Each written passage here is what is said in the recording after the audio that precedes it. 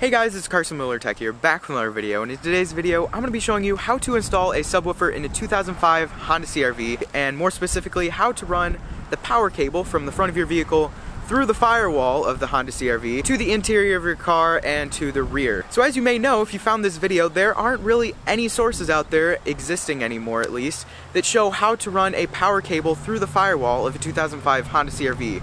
Really difficult because there's only one location really where you can run it through, it seems, but I found another location where you can actually run the cable through.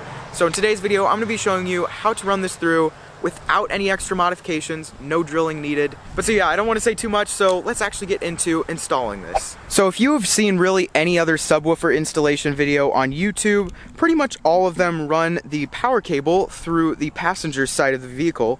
And on the Honda CRV, there actually is a rubber grommet down here, right down there as you can see, which many people probably think they're going to be able to get through, but on the 2005 Honda CRV there's way too much stuff behind the glove box, and that is pretty much impossible. So on mine, what I'm doing is I'm going to actually run the power cable through the left side of the vehicle, down the driver's side, and if you look underneath the wheel well on the driver's side of the vehicle, if you look back here, there's actually a hole right there, which was originally covered by this plastic piece right here, which you could modify to run the cable through, but I got a different grommet. But that was originally back there, and that really wasn't too difficult to pop out. You just need to get a screwdriver and you could just pry it out. And where that hole goes, you need to get yourself a bent hanger, and you're gonna have to bend it around a little bit and just run it through that hole. So after you've got the hanger through, you're gonna really want to stab it a couple of times.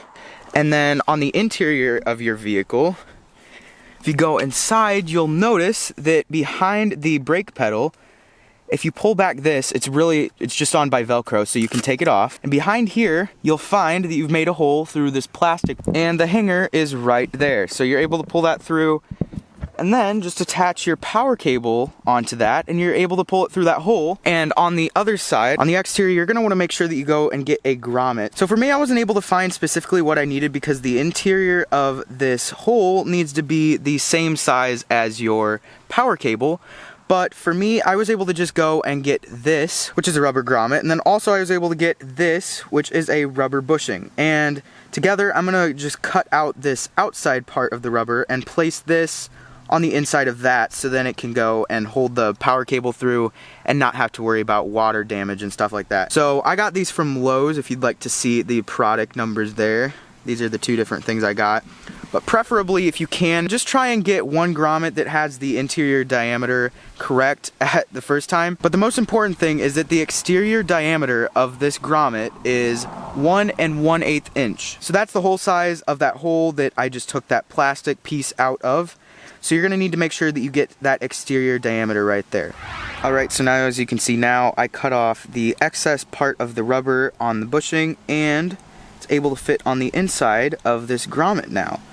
So that is what I was talking about earlier. So now I'm able to pass the cable through, and there won't be any leaks through this rubber seal here. So after you've got the wire pulled through, make sure to just pull out more. And right now is the time when you're going to want to place on your grommet. And if you did the same modification that I did, place on the other modified piece as well.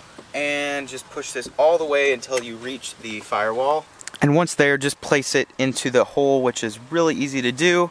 As you can see there, now it's in place. And of course, run the other piece as well if you did the modification. So once you've got your rubber grommet in, you're gonna wanna run your power line up towards your battery, and keep in mind all moving things that move while you're actually driving. You would not wanna go and run this over like this, for example, because this is what helps steer the wheels, so that would not be good. So run the wire up, and let's actually get into wiring this into the battery and then wiring it into the amplifier. So now wiring in the power line and the fuse is just as easy as in any other vehicle.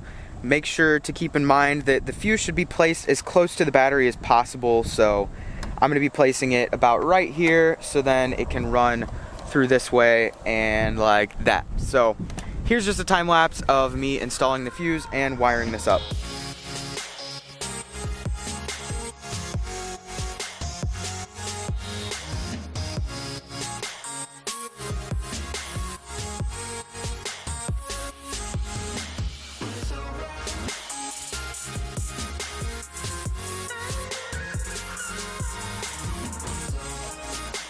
So after wiring in the fuse, all you have to do is do some cable management and use some zip ties to tie down the cabling. Also, as you saw, I covered these cables in this black sheathing, which you need to do when you are putting a cable like this in environments that is hot and cold. So do that, and now I'm going to show how to wire on the interior.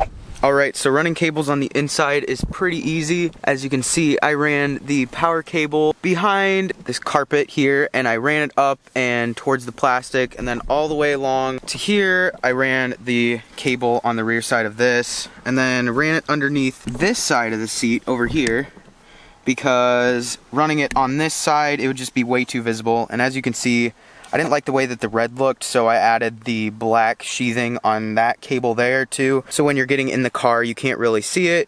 And I ran it underneath the seat there. And then back here, I had to run it around there also with the black sheathing, and then ran it underneath that again.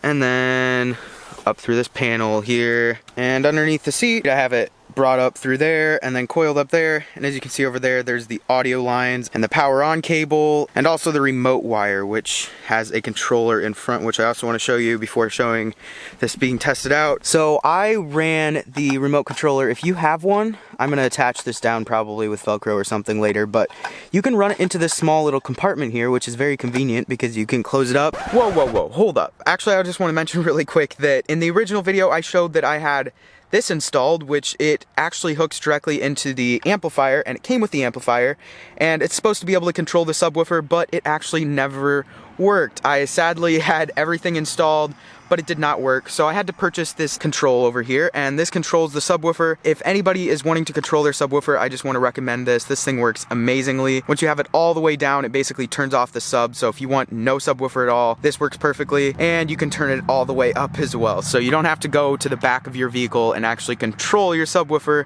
but you can do it rather from right here. And then once you're done with it, you can just pack it back away in this compartment and close it up. Anyways, I just wanted to mention that really quick. Back to the original video. Through this little compartment and have it in here. So now the final thing to do after wiring everything up is obviously to attach the negative terminal on your battery again and tighten that up, and you're ready to go. So after doing that, now is the moment of truth. After turning on your vehicle, your amplifier should turn on, and that should now be powering your new subwoofer installed in your 2005 Honda CRV.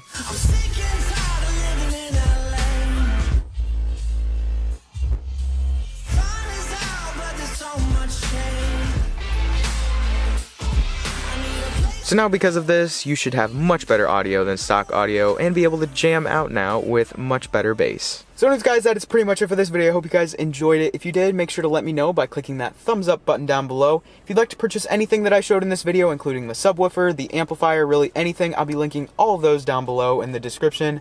Those will all be Amazon affiliate links, so consider purchasing through those links because they will help support me and this channel in future videos. But so yeah, if you'd like to see future videos from me, click that subscribe button down below. And if you'd like to see my last video, that should be up there, and some random video, which probably is going to be the last video I made in this car, which is installing the stereo I'm using, should be down there. But yeah, that is it for this video. See you guys in the next one. Peace.